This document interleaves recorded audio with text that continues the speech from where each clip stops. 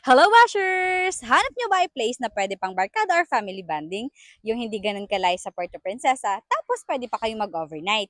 May pool, may dagat, may ganito kagagandang room? If yes, patapusin nyo ang video na ito at ipapakita ko sa inyo kung ano pa nga ba ang meron dito sa South Pearl Villa. So, tara!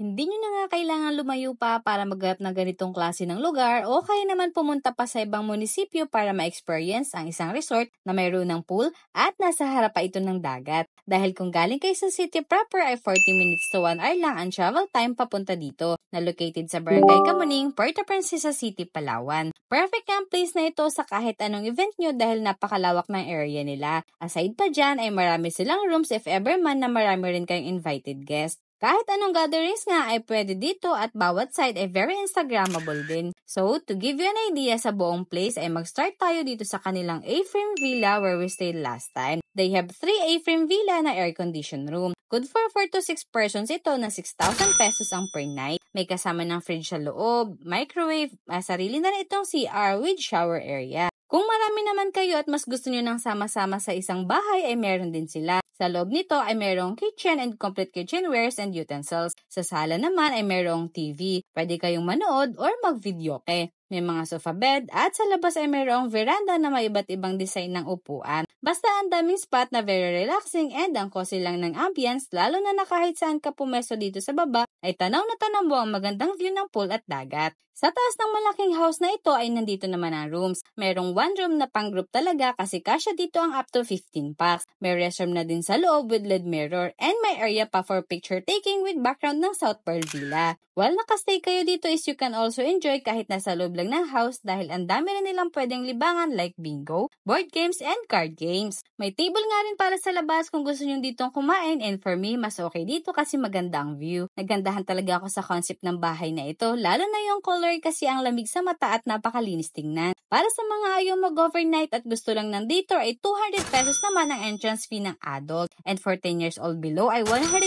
pesos. Yes, you can bring food without court cage. May grilling station na rin and aside sa mag-enjoy sa pool ay pwede naman kayo sa beach at pwede na rin kayong mag-volleyball. Kung exclusive naman ang gusto nyo na as in buong area na, big house, all A-frame villa and full access sa loob ay 35,000 ang rate nila overnight. Kayo na nga ang bahala kung ano-ano mga gusto nyong gawin or activity sa place. Sa gabi ay pwede rin po kayong mag-bonfire kasi may area talaga sila para dito. Ito nga rin pala ang breakfast namin nung nagstay kami dito at ganito nga rin daw mismo ang sinuserve nila sa mga guests nila na nakastay.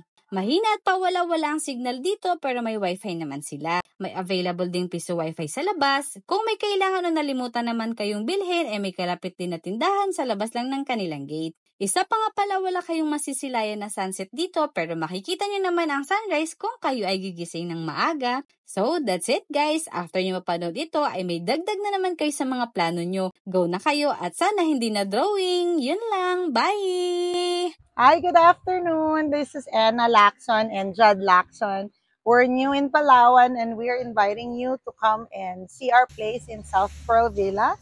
We're very new. We're in like just 1 hour from Puerto Princesa, and we're a nice place to gather your family, team building, and just gather your barcadas and just have a good time at our place. You're welcome and you can see the place and come join us.